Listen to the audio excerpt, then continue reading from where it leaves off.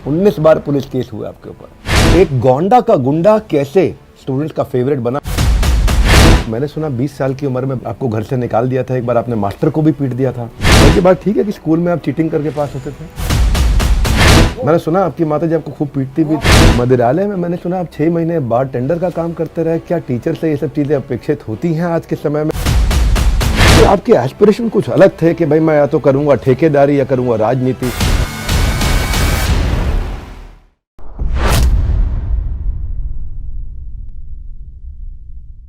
नमस्कार, विवेक बिंद्रा बोल रहा हूं, फाउंडर एंड सीईओ बड़ाबिजनेस.com। Welcome to the second season of the Bada Bharat show, a tribute to India's global brand ambassador. ऐसे लोग जो भारत को बड़ा भारत बनाते हैं, उन्हीं की कहानियां हम आप तक पहुंचाते हैं। आज के जो हमारे मेहमान हैं, उन्होंने भारत को सिर्फ बड़ा नहीं बल्कि पढ़ा लिखा भी बनाया है।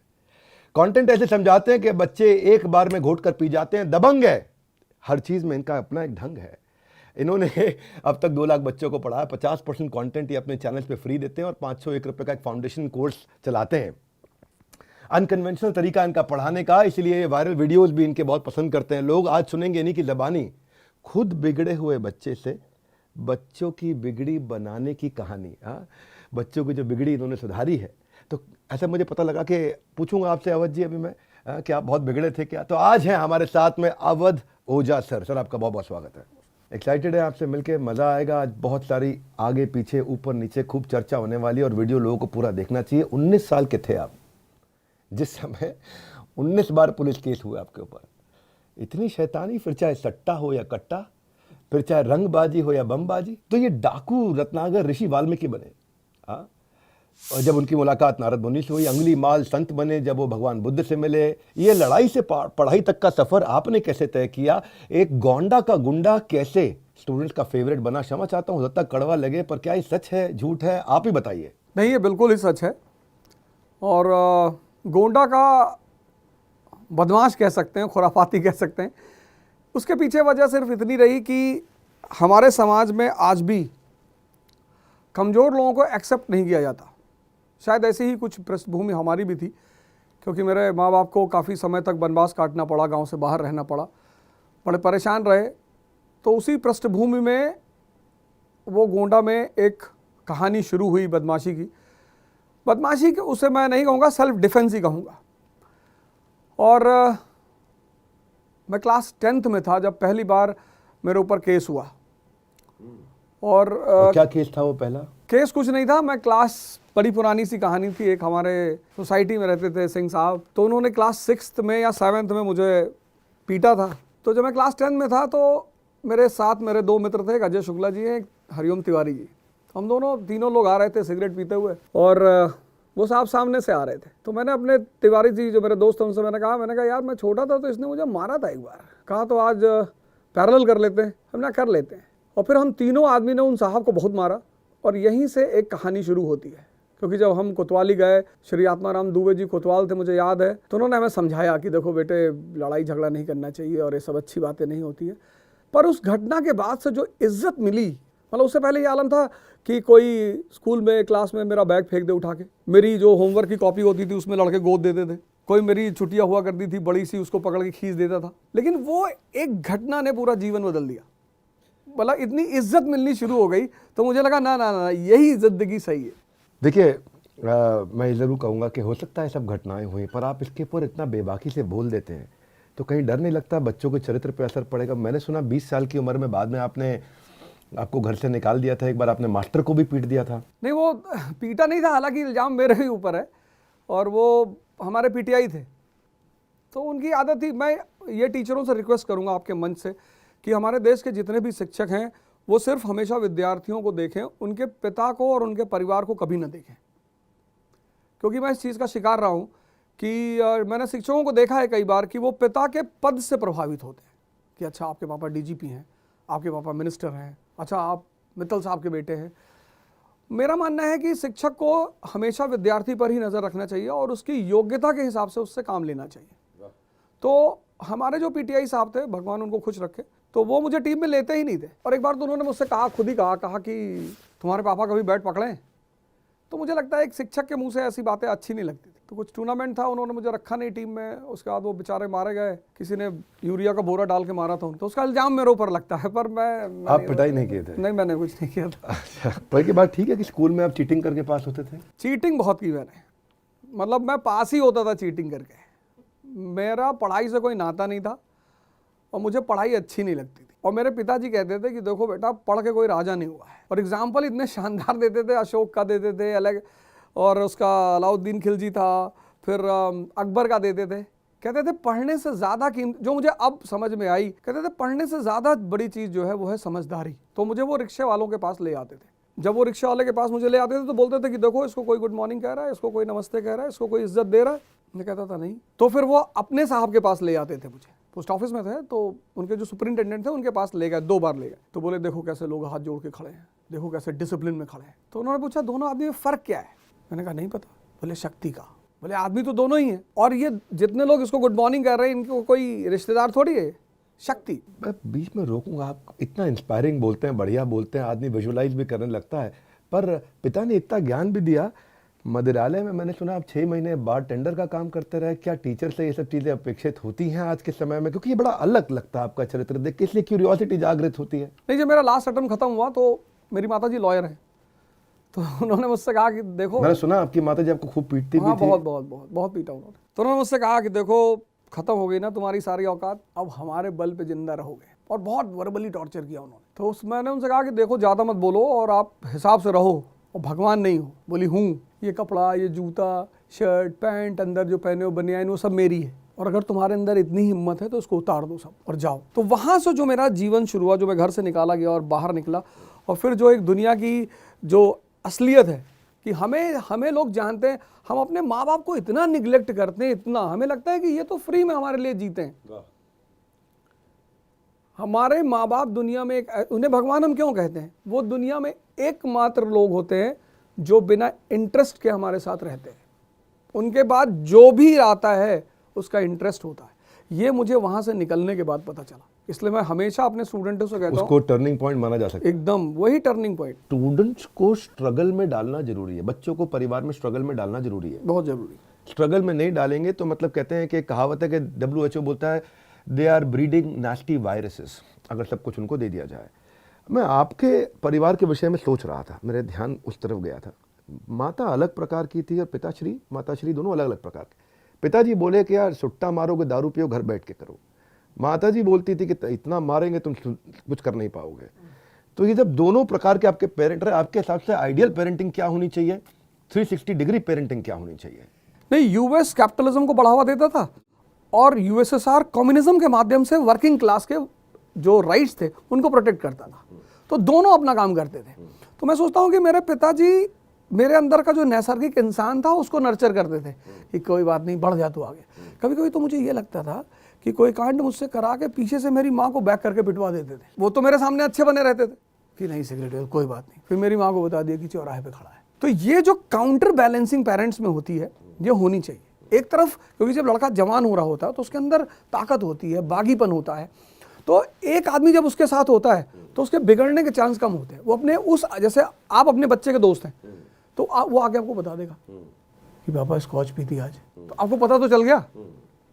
फिर आपने पीछे से अपनी वाइफ से कह दिया कि रात भर मार इसको आज 2-3 घंटे। तो ये जो काउंटर बैलेंसिंग की फिलॉसफी है कि Rothschild is nothing without Karl Marx, मतलब रॉथचाइल्ड जो है वो कार्ल मार्क्स के बिना अधूरा है, रात दिन के बिना अधूरी है।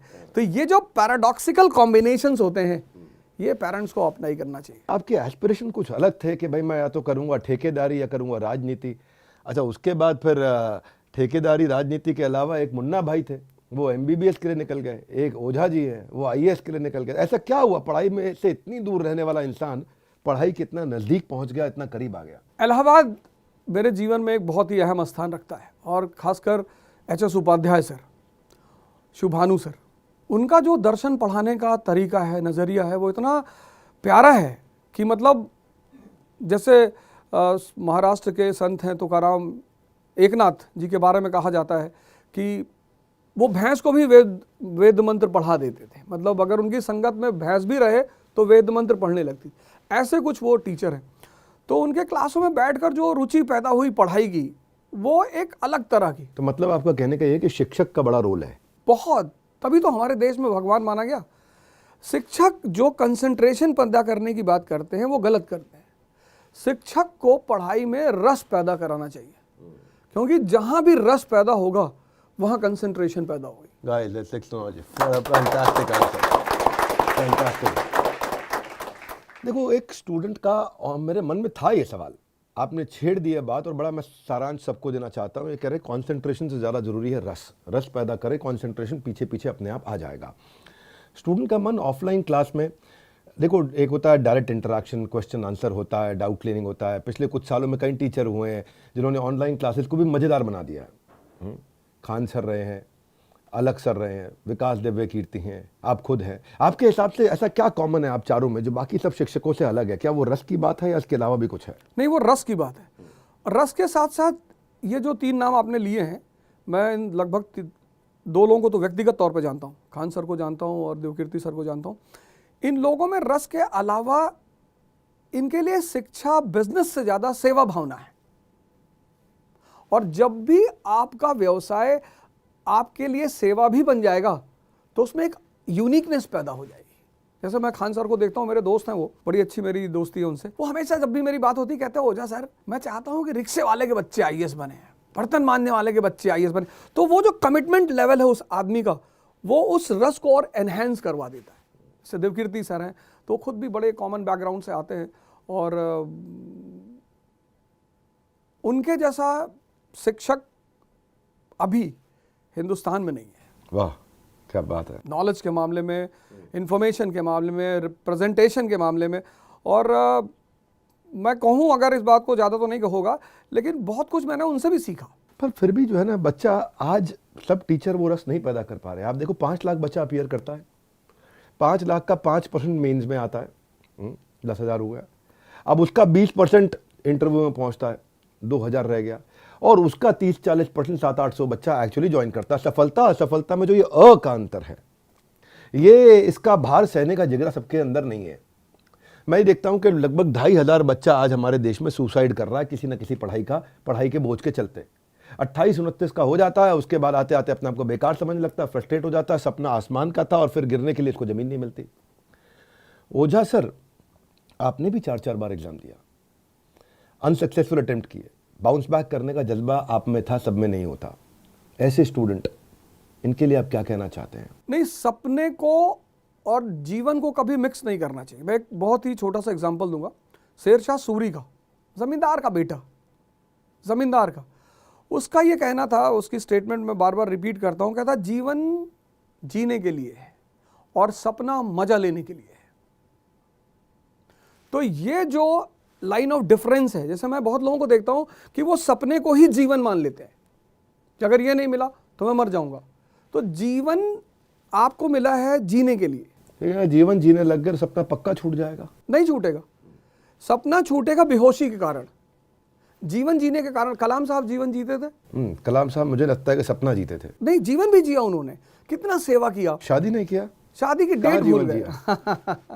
नहीं, शादी ना करना जीवन का हिस्सा नहीं है, मतलब जीवन का एक अहम हिस्सा है शादी, पर वो ऐसा नहीं कि जीवन ही है। स्वामी विवेकानंद ने नहीं किया, लेकिन बहुत अच्छा जीवन जिया। तो जीवन जीना एक मानव के लिए ये है कि वो अपने जीवन को एक व्यवस्थित रूप से कैसे संचालित करता है, पैदा होने से लेकर मृत्यु तक। उस जो जर्नी है उसमें जो उसका सपना है वो उसको अगर प्राप्त कर लेता है तो बहुत अच्छा है, वरना जीवन खराब नहीं होना चाहिए। क्योंकि मैंने बहुत सक्सेसफुल कई सारे आईएएस ऑफिसरों को मैंने सुसाइड करते हुए देखा है। 2013 में कोई साहब थे, बक्सर के डीएम थे, उन्होंने यहाँ गाजियाबाद में रेलवे के पटरी के नीचे सुसाइड किया था। तो मेन चीज़ है, कानपुर के कोई एसपी थे, उन्होंने जहर खा लिया था। तो अब वो तो सफल हो चुके थे। स्टूडेंट को करना ये चाहिए कि आईएएस की प्रिपरेशन में 1 साल तैयारी, 1 साल प्रैक्टिस, जो कि 90% लोग प्रैक्टिस वाले पार्ट को छोड़ देते हैं। 1 साल तैयारी और 1 साल प्रैक्टिस, 2 साल का कोर्स लेके चलना चाहिए। इन केस वो अपने अटेम्प्ट, पहले अटेम्प्ट में फेल करते हैं, तो उन्हें अपना जो ऑप्शन है दूसरा वाला, जो उन्होंने सेकंड ऑप्शन कर रखा है, उस पर ध्यान देना चाहिए। ओझा सर, आपसे एक सवाल पूछना चाहता हूं इसी विषय पे। थोड़ा आपने इंडिकेट किया इसको मैं अलग तरीके से लेता हूं। आपके और मेरे बीच में कॉमन चीज़ है भगवत गीता। अभी हम चर्चा कर रहे थे, लोगों को नहीं मालूम, वीडियो से पहले चर्चा हो रही थी हमारी, और बातचीत कर रहे थे भगवद गीता के विषय में, यथारूप यथार्थ, खूब गीता पे चर्चा होता। आपके भी एक संत सन्यासी गुरु हैं, हमारे भी एक संत सन्यासी गुरु हैं। इनके जीवन में जब कोई ब्रह्मचारी बनता है और सन्यास की तरफ जाता है, 25, 30 और 35 साल की उम्र में मन में बहुत संशय रहता है कि कंटिन्यू करूं या गृहस्थ में जाऊं, कंटिन्यू करूं या गृहस्थ में जाऊं। आईएएस की तैयारी करने वाले का जिंदगी भी सेम रहता है। उसको लगता है ज्यादा कंटिन्यू कर गया ब्रह्मचारी आश्रम संन्यास, 35 के बाद शादी करने की इच्छा पैदा हुई तो कोई शादी करने वाला मिलेगा नहीं, काम करने वाला मिलेगा नहीं। आईएएस की तैयारी करने वाले को लगता है यार 2 अटेम्प्ट, 3 अटेम्प्ट, 4 अटेम्प्ट मेरे साथ के अब 1 लाख रुपए महीना में पहुंच गए और मैं कहीं वापस जाऊंगा तो 20,000 रुपए की नौकरी मिलेगी, ना आईएएस बना ना यहाँ बना, तो बीच में छोड़ के निकल जाता हूं। ये दोनों के जीवन में, चलो संत सन्यासी को छोड़ो क्योंकि आप सिविल सर्विसेज की तैयारी कराते हो, उन्हीं का उत्तर दीजिए मुझको, किस समय डिसाइड करना चाहिए कि आप छोड़ के दूसरे रास्ते निकल पड़ो? 22 साल में आदमी को पहला अटेम्प्ट देना चाहिए। जो नहीं जान पाए उनको 25 तक देना ही चाहिए, और 26 के बाद उनके पास अपना सेकंड ऑप्शन मजबूत होना चाहिए।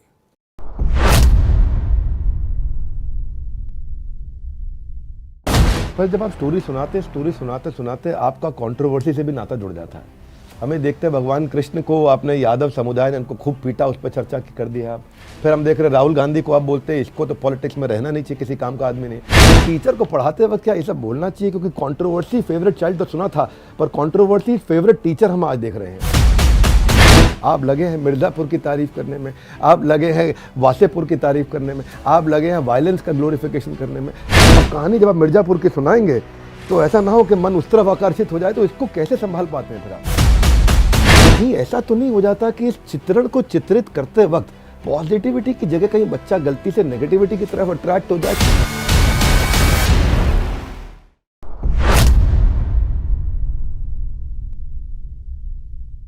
फिलॉसफी की आप बहुत क्लास लेते हैं, चर्चा करते हैं, हिस्ट्री के आप एक उत्तम टीचर, शिक्षक है हमारे देश में, और मैं कई बार आपके वीडियो में भी देखा, नोटिस किया कि आप सिद्धांतों पे, फिलॉसफी पे, प्रिंसिपल्स पे भी काफ़ी चर्चा करते हैं। ये कैपिटलिस्ट सोशलिस्ट इकोनॉमी पे अब मैं चाहता हूं कि इस पे आपको क्या लगता है कि हमारा देश प्रगति कौन सी लाइन पे कर सकता है? Capitalism should be the priority and socialism should be the goal. ठीक है, वेरी गुड, वेरी गुड। तो आप कैपिटलिज्म के माध्यम से लोगों की जीवन में खुशहाली प्रगति लाना चाहते हैं, ये कह रहे हैं? यूपी बिहार में जिस दिन इंडस्ट्री लगेगी, जॉब मिलेगी, सोशल इक्वालिटी पैदा होगी, इकोनॉमिक एम्पावरमेंट पैदा होगा, इकोनॉमिक एम्पावरमेंट पैदा होगा, सोशल इंडिपेंडेंस पैदा होगी। जो हमारी अमेरिका की फिलॉसफी है, जिसमें आज कहते हैं कि भाई वाह पूंजीवाद पूंजीवाद, लेकिन पर कैपिटा इनकम इतना अच्छा इसीलिए है क्योंकि वहाँ पे आप आखिरी तबके तक पहुँचा जा रहा है उसका। लेकिन तो इसका मतलब ये है कि आप कहते हैं कि भाई बिजनेस बढ़ना चाहिए, इंडस्ट्री लगनी चाहिए। तो आज गौतम भाई अडानी के साथ जो हो रहा है, हमारे ही देश के लोग जयचंद उनके खिलाफ हो गए। ठीक है, उनकी रिपोर्ट ऊपर नीचे हुई है, ठीक है, थोड़ी रिपोर्ट, लेकिन बिजनेस तो चल रहा है उनका, कैश फ्लोज तो है, फंड तो मैनेज हो रहा था। अब ये बात हुई आज कुछ दिन हो गए, आज ये वीडियो पब्लिश हो रहा है, लेकिन फिर भी मैं आपका व्यू जानना चाहता हूं कि इस विषय में आप क्या कहना चाहते हैं? नहीं, इस विषय में मुझे ज़्यादा जानकारी नहीं है, लेकिन मैं जब तक, अगर अडानी जी का बिजनेस में अप्स एंड डाउन चलते रहते हैं, मतलब डाउनफॉल और अपराइजिंग चलती रहती है, वो मुद्दा नहीं है। लेकिन बिजनेस में जो फेक एंट्रीज हैं, अगर वो बाहर आती हैं, तब अडानी जी दोषी माने जाएंगे। अगर बिजनेस के जो अप्स एंड डाउन्स के तहत वो ऊपर नीचे हो रहे हैं, फिर तो कोई बात ही नहीं, क्योंकि कैपिटलिज्म का formula he repression and depression का। चाइना की सरकार अपने व्यापारियों की बहुत मदद करती है, उनको इंटरनेशनल एस्टैब्लिशमेंट के लिए मदद करती है। गवर्नमेंट खुद जाती है, श्रीलंका में घुस गई, पाकिस्तान में घुस गई, आजू बाजू के बहुत देशों में चले गए, वहाँ जहाँ तहाँ से इंडिया को कवर भी कर रहे हैं, बिजनेस और इकोनॉमी के थ्रू भी, मिलिट्री का। हमारे देश में जैसे ही कोई गवर्नमेंट, कोई भी गवर्नमेंट हो, वो किसी बिजनेसमैन को सपोर्ट करने की कोशिश करती है, तो उसके ऊपर सवाल पैदा हो जाते हैं। आप इसको किस नज़रिए से देखते हैं? नहीं, ऐसा बिल्कुल नहीं, बिजनेसमैन पर सपोर्ट तो होना ही चाहिए। 1850s में भारत में इंडस्ट्रियल रेवोल्यूशन शुरू हुआ, पहला कॉटन मिल बना मुंबई में 1854 में। 1870s तक आते आते भारत में भारतीय पूंजीपतियों ने कई सारी फैक्ट्रियां खड़ी कर ली। 1876 में लिप्टन आता है, तब वाइसरॉय, उसने इंपोर्ट ड्यूटी 1% कर दी, पूरा भारत का बाजार बाहर के सामानों से फ्लड हो गया। तब भारत के पूंजीपतियों ने कांग्रेस जैसी संस्था के जन्म में अहम भूमिका निभाई। दुनिया का हर देश जानता है कि मेरी ताकत मेरे पूंजीपति हैं, 2 मिनट के लिए और आगे चलते हैं हम। आप लगभग 19th सेंचुरी तक चले ही गए थे। मैं थोड़ा 25-50 साल और टाप लेता हूँ आपके साथ में। 1970s में बंगाल के अंदर तब बहुत बिजनेस हुआ करता था, क्योंकि बिजनेस के लिए as a territory, as a state वो बहुत बढ़िया है। लेकिन वहाँ पे भी वो पूंजीपति श्री बिरला जी को नग्न अवस्था में अंडर गारमेंट्स के अंदर गाड़ी से उतार के कि तू पैसा खा गया गरीबों का, पोस्ट ऑफिस से लेकर के बैंक तक पैदल चलाया था, जिसके कारण उसी रात को बिरला ग्रुप ने पूरा ऑपरेशंस वहाँ से उठा के बंगाल से मुंबई ले गए। तो इसका इम्पैक्ट आज तक पड़ता है। तो मैं तो ये जब मैं देखता हूँ तो मैं जानना चाहता हूँ कि आपके जैसे गुरु और शिक्षक इसको किस दृष्टिकोण से देखते हैं और क्या शिक्षा देना चाहते हैं देश को, कि हमारे देश को व्यापारियों को किस तरह से देखना चाहिए। इंडियन जो सोशलिस्ट हैं वो बहुत ज़्यादा, सोशलिस्ट होना अच्छी बात है, पर उनके बारे में मुझे एक चीज़ बड़ी प्यारी पता है कि वो बात करते हैं सोशलिज्म और लेफ्ट विंग की, कॉफ़ी पीते हैं स्टारबक्स में। क्या अर्थ हुआ इसका, थोड़ा वो समझाइए। नेता कम एजेंट ज़्यादा हो जाते हैं। या तो आप स्टारबक्स में कॉफ़ी मत पियो, आप लेवाइस की पैंट मत पहनो, आप कार्टियर का चश्मा मत लगाओ, तब तो हम आपको मान लेंगे लेफ्ट विंग के लीडर हो। आप कार्टियर का चश्मा पहन के टहल रहे हो, तो जो आदमी कार्टियर का चश्मा पहन के टहल रहा है वो कहाँ से लेफ्ट विंग का लीडर हो जाएगा। मैं किसी का नाम नहीं लूँगा, आपने भी बहुत लोगों को देखा होगा। तो कार्टियर तो मेरे ख्याल से एक मिडिल क्लास को पता ही नहीं होगा कि कार्टियर होता क्या है। वैसे आपने कह दिया, मैं किसी का नाम नहीं लूंगा, हम लोग भी कोई ब्रेकिंग न्यूज़ चैनल नहीं है, लेकिन इच्छा तो ठीक है, नाम ले दीजिए किसी एक आधे का। नहीं, मैं क्या किसी को दुखी नहीं करना चाहता, क्योंकि फिर आदमी सीधे अपने ऊपर ले लेता है। अगर आप नज़र रखेंगे, वैसे भी इतने सारे शोज चलते रहते हैं, डिबेट होता रहता है, तो आप अब की बार जब मैं कहूँगा आपके मन से लोगों को कि जब लोगों को देखें तो उनके चश्मे पे ज़रूर नज़र रखें कि चश्मा कौन सा पहना है। तो अब गांधी जी जब वो कहते हैं कि मैं गरीबों का मसीहा हूँ, तो उनका अटायर है भी उस मसीहा का। टेड बेकर का आप शूज़ पहने 1 लाख रुपए का, और आप कहते हैं मुझे गरीबी मिटानी है। आप गरीबी नहीं मिटा रहे हैं, आप एजेंट हैं किसी पार्टी के, और आप उसी बहाने भारत के पूंजीपतियों पे हमला कर रहे हैं। तो ये अक्सर हुआ है इस देश में, ये कोई नई बात नहीं है। टाटा जब अपना प्लांट अभी रिसेंटली लगाना चाहती थी, नैनो का प्लांट बंगाल में, कितना बवाल हुआ, उसे वापस गुजरात जाना पड़ा। तो इस देश में पूंजीपतियों को लेकर एक भ्रम बनाया गया है, पूंजीपति लूटते हैं। पूंजीपति बनने का मतलब आदमी का दिमाग खुला हुआ है और वो रिस्क लेना जानता है। जो रिस्क नहीं लेते वो चपरासी बनते हैं। जिसको ज़िंदगी में सुकून चाहिए कि भैया हमें टेंशन नहीं चाहिए, तो नहीं टेंशन का जॉब चपरासी का है। भाई जो एसएसपी ऑफिस में बैठा है उसको तो 24 घंटे शहर की चिंता होगी, लेकिन जो चपरासी उसके ऑफिस के बाहर बैठा है, तो बैठा है दिन भर बाकू बना, जो भी है 500 रुपये दे दिया, उसकी तो ज़िंदगी मस्ती में चल रही है। तो इस देश में एक माहौल है पूंजीपतियों के खिलाफ, वो हमेशा से रहा है कि पैसा क्या है, हाथ की मैल है, दिखा निकाल के। यहाँ हर तीसरा चौथा आदमी बोलता है कि पैसा क्या है, हाथ की मैल दिखा। तो ये डायलॉगबाजी यहाँ बहुत चलती है, और ये बोल के फिर लोग लक्ष्मी की पूजा भी करते हैं। तो यहाँ जो भी आदमी, जैसे अदानी साहब छोटे से बहुत ऊंचाई पे गए हैं, तो यहाँ एक दिक्कत ये भी है कि जो छोटे से बहुत ऊंचाई पे गया है उस पर तो हमले होंगे ही होंगे। कंटेंट आप बड़ा अच्छे तरीके से देते हैं। आपका कंटेंट बनाने का क्या तरीका है, मैं पूछना चाहता हूँ। मैं भी जब कंटेंट बनाता हूँ तो कुछ रेफरेंस पॉइंट, कुछ डेटा, कुछ कभी कभी स्टोरी और जोक्स भी बात करते हैं, कुछ अच्छे कोट्स, अनयूजुअल यूजफुल इन्फॉर्मेशन भी देते हैं। ये ढूंढते हैं कि रेलेवेंसी क्या है सब्जेक्ट पढ़ाते वक्त। जैसे आप हिस्ट्री पढ़ाते हैं तो आप मेमोराइजिंग फैक्ट होते हैं, कुछ बड़े मेस्मराइजिंग फैक्ट्स होते हैं, कुछ प्लेसेस, कुछ डेट्स, कुछ। लेकिन जब जो बच्चों को पढ़कर आ जाए नींद, उससे आप ऐसे पढ़ा देते हैं कि उसको भी सब याद रह जाता है। इतिहास को बिंदास बनाने का टैलेंट आपके अंदर ये कहाँ से आता है, ये मैं जानना चाहता हूँ कि आप इतिहास को बिंदास कैसे ये रस पैदा करने के अलावा थोड़ा बताइए कंटेंट कितना प्रिपेयर करके आते हैं। नहीं, इतिहास को बिंदास बनाने का जो कॉन्सेप्ट है वो मैंने सीखा है ओशो से, आचार्य रजनीश से। मैं उनके अंदर एक कला थी कि वो दर्शन को कहानी में बता देते थे। तो जब मैंने उनकी किताबें पढ़नी शुरू की तो मुझे लगा कि ये बहुत प्यारी चीज़ है कि किसी भी दर्शन को अगर स्टोरी में कन्वर्ट कर दिया जाए तो एवरेज जो लड़का वहां बैठा होगा वो स्टोरी समझ लेगा। पर जब आप स्टोरी सुनाते सुनाते आपका कंट्रोवर्सी से भी नाता जुड़ जाता है। हमें देखते हैं भगवान कृष्ण को आपने यादव समुदाय ने उनको खूब पीटा, उस पर चर्चा कर दिया आप। फिर हम देख रहे राहुल गांधी को आप बोलते हैं इसको तो पॉलिटिक्स में रहना नहीं चाहिए, किसी काम का आदमी नहीं। फिर हम देखते हैं आप कहते हैं कि ओसामा ने भी खूब बड़ा अचीवमेंट कर लिया। भैया ओसामा बिन लादेन ऐसा अचीवमेंट हो तो ओसामा जैसा हो। तो टीचर को पढ़ाते वक्त क्या ये सब बोलना चाहिए? क्योंकि कंट्रोवर्सी फेवरेट चाइल्ड तो सुना था, पर कंट्रोवर्सी फेवरेट टीचर हम आज देख रहे हैं। नहीं, कंट्रोवर्सी इसलिए क्रिएट होती है क्योंकि हम जब भी कोई टीचर बोलता है तो किसी कॉन्टेक्स्ट में बोलता है। जैसे हम जब टेररिज्म पर चर्चा करेंगे तो 1980s में जब भारत में टेररिज्म शुरू हुआ और हमने इंटरनेशनल कम्युनिटी को बोला कि साहब हम टेररिज्म के शिकार हैं, तो पूरी दुनिया ने कहा कि नहीं कोई टेररिज्म नहीं है, ये तो सेल्फ डिटर्मिनेशन की आवाज़ है। लोग परेशान हैं पंजाब और कश्मीर में, हमारी कोई सुन ही नहीं रहा था। जब ओसामा बिन लादेन ने ट्विन टावर पे हमला किया, तब जॉर्ज बुश जूनियर ने कहा कि this is terrorism, the world is facing the menace of terrorism. मतलब तुम मार खाए तो अगला बदतमीज, और हम मार खाए तो डिटर्मिनेशन। तो मैंने उस पर्सपेक्टिव में ये बात रखी कि वो आदमी हमारे लिए बहुत हेल्पफुल था।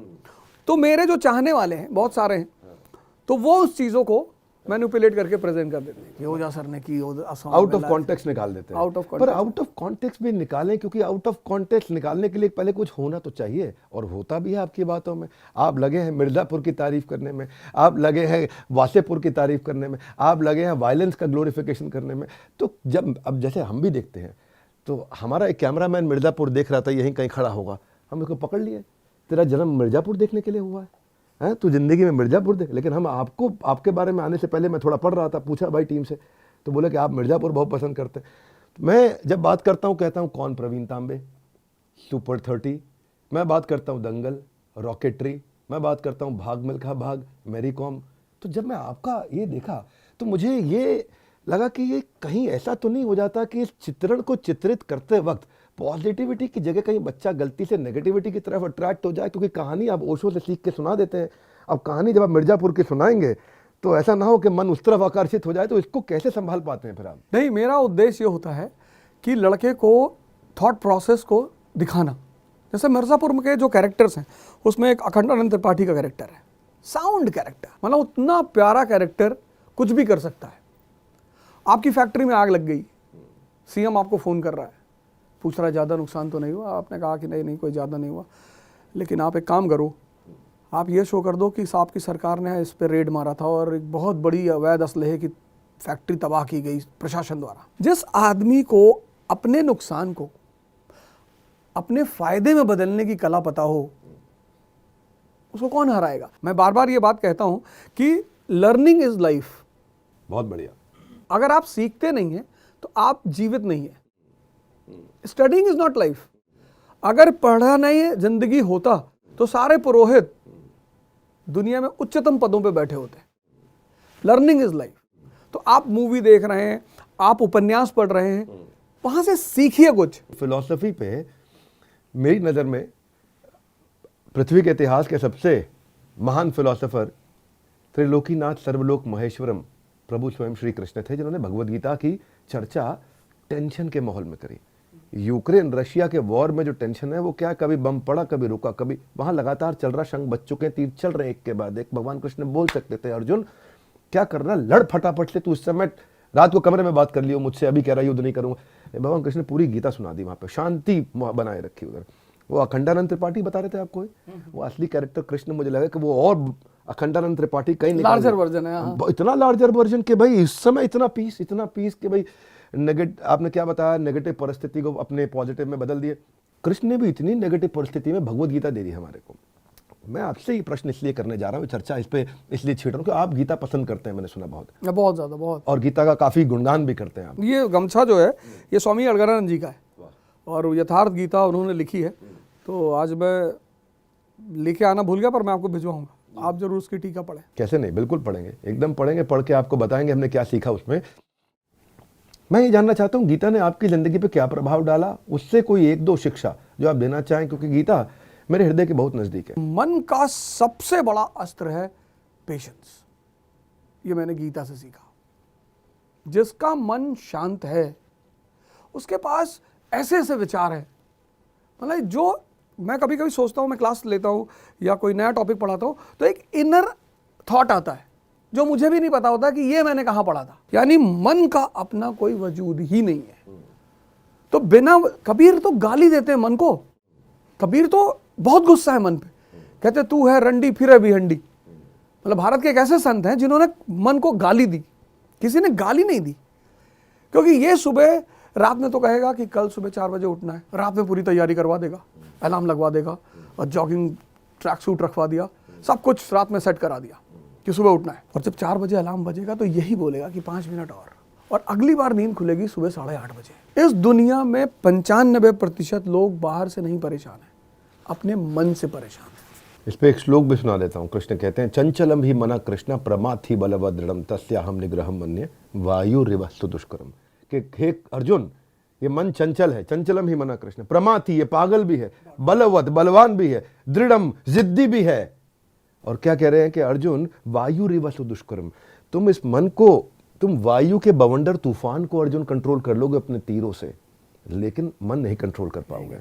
अर्जुन घबरा गया था। बाद में कृष्ण ने उसका उत्तर भी दिया कि उपाय क्या है। उपाय उन्होंने बताया था कि अभ्यास न तो कौनते वैराग्य न च गृह्यते, बाय डूज एंड डोंट्स है। अब मैं आपको ले चलता हूं एक नई जर्नी पे। ये जर्नी है रैपिड फायर की। इसमें मैं प्रश्न पूछूंगा, तुरंत आपको उत्तर देना है, तुरंत। अब जो मन में पहला उत्तर आए दे दीजिए अपने स्टाइल में, है ना। ये सोचने का समय नहीं दूंगा मैं आपको। उत्तर देने की सीमा आपकी है 5 सेकंड की। तैयार है? ठीक है। तो ओझा सर फंसाएंगे नहीं आपको, ऐसा कोई राजनीतिक प्रश्न नहीं करेंगे। ओझा सर की अब तक की सबसे बड़ी अचीवमेंट क्या है? शिक्षक की अचीवमेंट, शिक्षक के रूप में। अवध सर अपनी क्लास में हिस्ट्री से ज्यादा हिस्टोरी पढ़ाना पसंद करते हैं या हिस्ट्री पढ़ाना पसंद करते हैं? हिस्टोरी पढ़ाना पसंद करते हैं। ऐसी कोई चीज या इंसिडेंट जिससे आपको आज भी बहुत अफसोस है, यार ये गलत किया मैंने? एक आदमी का पैसा छीन लिया था। ओके। मिर्जापुर के अगले सीजन में अगर आपको बोला जाए आप भी काम करने आ जाएं तो चलेंगे? अखंडानंद जी के साथ करेंगे। आप खुद एक दबंग रहे हैं, तो क्या आपके स्टूडेंट आपसे डरते हैं? नहीं, डरने की जरूरत ही नहीं, मैं तो शिक्षक हूँ। शिक्षक से कौन डरता? प्यार करते हैं बहुत। प्यार करते हैं। अगर आप टीचर नहीं बनते तो क्या बनते? तब मैं भी मिर्जापुर में रहता। आप पॉलिटिक्स में इंटरेस्टेड है, सबको पता है। किंग बनेंगे, किंग मेकर बनेंगे? ना तो मैं किंग मेकर बनूंगा ना किंग बनूंगा, लेकिन हाँ मैं किंग को साथ रहूंगा जो किंग्स बनेंगे, क्योंकि मैं चाहता हूँ कि ये हमारे किंग के एडवाइजर बनेंगे। एडवाइजर बनेंगे, राजपुरोहित। आपका फेवरेट कौन है, खान सर या विकास देवकीर्ति सर? मेरे फेवरेट है विकास देवकीर्ति सर, लेकिन मैं चाहता खान सर को बहुत हूँ। आपको आईएएस ऑफिसर ना बनने का कितना अफसोस है? अफसोस है, पर अब अचीवमेंट ने उसको ढक दिया है। आपके हिसाब से भारतीय इतिहास का सबसे बेहतरीन प्रधानमंत्री कौन रहा है? जवाहरलाल नेहरू। और सबसे कमजोर प्रधानमंत्री कौन रहा है? क्या आप मानते हैं कि आज अगर स्मार्टफोन नहीं होता तो किसी भी माध्यम से अवध ओझा सर इतने पॉपुलर हो पाते? नहीं हो पाते। सेक्स एजुकेशन का स्कूल करिकुलम में हिस्सा होना चाहिए कि नहीं? बिल्कुल होना चाहिए, नहीं तो ये जो दीवालों पे लिखा है निराश पुरुष मिले, इसकी संख्या बढ़ती जाएगी और देश परेशान होता जाएगा। ज़्यादातर आपके लेक्चर जो होते हैं वो स्पॉन्टेनियस होते हैं या प्लान्ड कंटेंट होता है? स्पॉन्टेनियस। स्पॉन्टेनियस। आपको सबसे मुश्किल सब्जेक्ट कौन सा लगता है? इथिक्स। आपको कोई ऐसा स्टूडेंट जिसने आपको बहुत तंग किया हो? स्टूडेंट हम ही से ज़्यादा परेशान रहते हैं। कोई ऐसा फेवरेट कोट, गोल्डन स्टेटमेंट, ऐसा मोटिवेशनल कोट जिसने आपको अपनी जिंदगी में बहुत ताकत दी? कर भला तो हो भला। एक बात जो आपने अपने फेवरेट टीचर से सीखी और आप सबको बताते हो? सेवा करनी चाहिए। आप हमेशा गमछा एक साथ में रखते हैं, तो ये आपके लिए क्या लकी गमछा है? मेरे गुरु ने मुझे दिया है, स्वामी अड़गड़ानंद जी ने, तो मैं जब भी कहीं जाता हूँ किसी प्रोग्राम वगैरह में तो मैं पहन के जाता हूँ। ओझा सर को किस बात से डर लगता है? माता जी से। ओझा सर को किस बात में सबसे ज़्यादा खुशी होती है?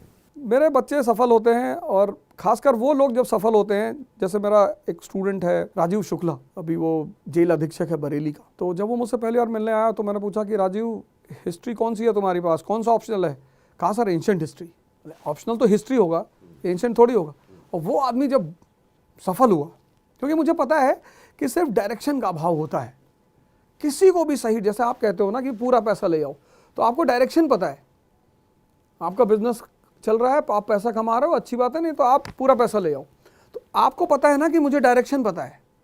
ऐसा मुझे ही पता है कि मुझे डायरेक्शन पता है। मेरे पास नॉलेज भले ना हो, लेकिन मुझे इस खेल का डायरेक्शन पता है कि ये करने पे आदमी जीत जाता है। तो जब उस तरह के लड़के जीतते हैं तो मुझे बहुत खुशी होती है। अवध सर, नई क्लास में नई किताबों की ताजगी बच्चों को ना बहुत अच्छी लगती है, खुशबू आती है किताब में। नई क्लास, नई किताब, लेकिन फिर धीरे धीरे जब वक्त निकलता रहता है, कंधे पे जो लटका बसता है ना, वो भारी लगने लगता है, पता नहीं चलता है। लेकिन आप जैसे टीचर्स को मेरा सलाम है, जो बच्चों के मन को ताज़ा रखना जिनका काम है। आपकी क्लास में बच्चे खूब हंसते हैं, क्योंकि आप जो है ना वो हंस और रस से जो है जो वो, तो आप एक गुरु नहीं है, आप एक गुरुकुल है। हर घर तक पहुंचाया आपने अपना स्कूल है। और आप सबसे मैं कहना चाहता हूं, जो सिविल सर्विसेज की तैयारी कर रहा है, या जो यूपीएससी का अटेम्प्ट करना चाहता है, या जिसका गोल्ड स्टेटमेंट क्लियर नहीं है, या जिसको केवल ग्लैमर के लिए पढ़ाई कर रहा है, जिसको हिस्ट्री समझ नहीं आती है, जिसको पढ़ाई में डिसिप्लिन नहीं ला पा रहा है, जो माँ बाप की बच्चों की परवरिश को लेकर परेशान है, बच्चे अपने माँ बाप से परेशान है, इनको ये वीडियो पहुंचाइए। बहुत इंटरेस्टिंग चीज़ें बताई आज अवध ओझा सर ने, और बड़ी क्लैरिटी के साथ बात करते हैं, कॉन्फिडेंस से बात करते हैं, कन्विक्शन से बात करते हैं। और ऐसे टीचर्स से कई टीचर्स भी बड़े इंस्पायर होते हैं। अपने कमेंट्स में बताइएगा आपको कैसे लगा ये वीडियो, बड़ा भारत 2.0। और बस थोड़ा सा इंतज़ार, आ गया एक और बुधवार, हर बुधवार को हम लेके आते हैं बड़ा भारत शो। हमारे साथ इस मंच पे आने के लिए आप सबका हृदय की गहराई से प्रेम पूर्वक बहुत बहुत धन्यवाद।